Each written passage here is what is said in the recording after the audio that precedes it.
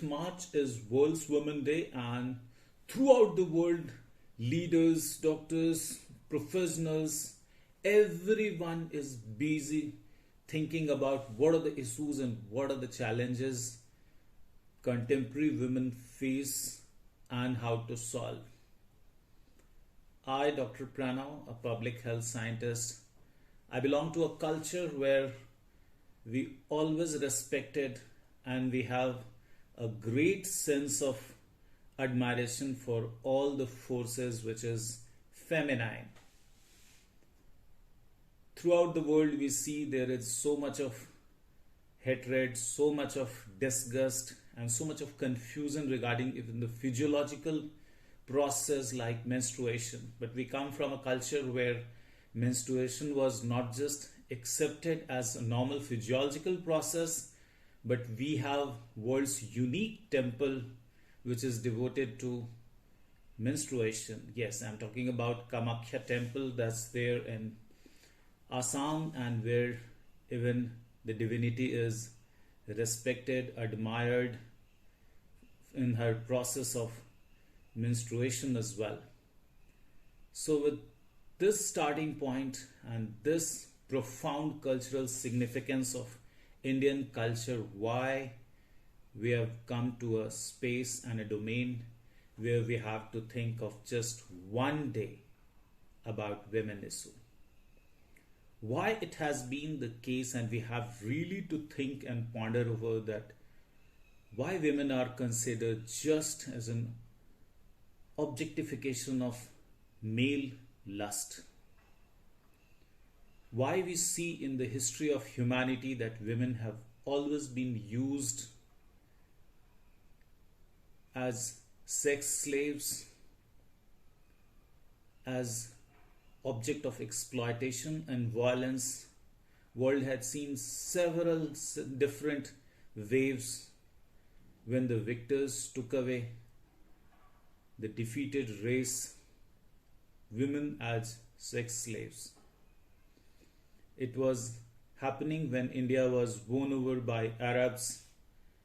It happened same way when Arabs won Europe, and then when Europe and white Europeans, when they won over Africa, they again traded in the defeated African populations. Women were used as sex slaves.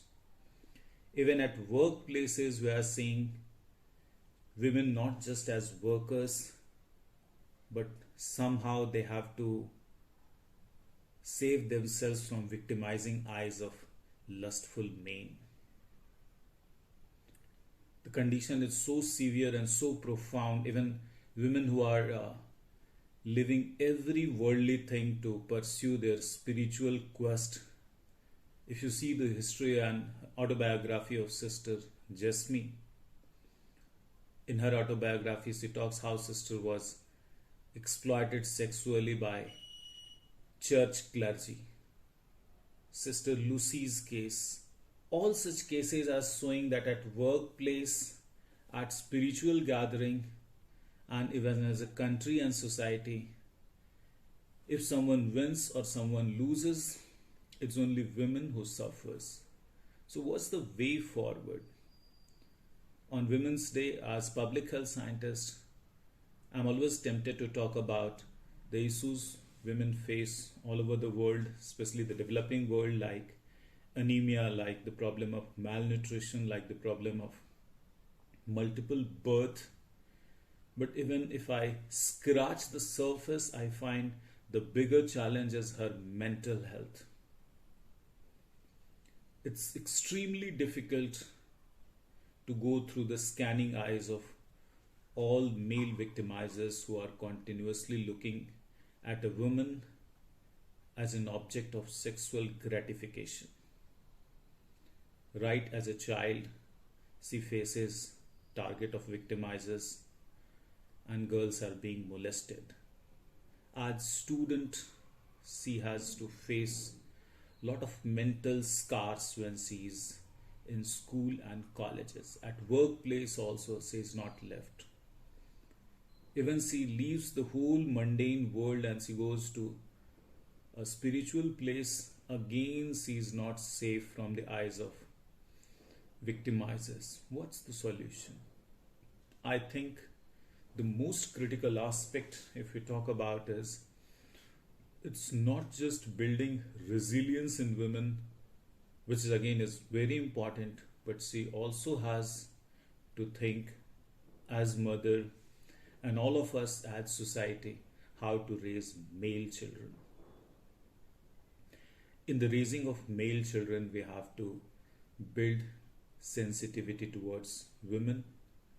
We have to create right kind of respect, which should be very much ingrained. It shouldn't be artificial respect, but it should come from within. It will only come if all of us are aware about our inherent divinity and we are all aware about what kind of freedom to give to our fellow citizens and what to expect of our fellow citizens. The way we have to behave with our female colleagues, female members of the society, that's very, very essential. We have to re-examine all the traditions which say that if you win over a particular country or a society, you can take the women of the defeated society as your slaves. No, this is not human. And ultimately, it's about understanding the pain of others, pain of individual human beings. We don't need a separate day for women. We need every day when we are aware as human beings, and where in every day we think of ahimsa as a way of life, where we do not hurt the feeling of others, where we do not violate their physical and mental boundaries, where we respect every human being's ability to grow, to develop as the perfect human being. We have to respect everyone. We have to admire everyone. And like as we say in Indian culture, in every form and in every relation, a feminine is divine, a goddess. We have to respect and we have to admire the goddess.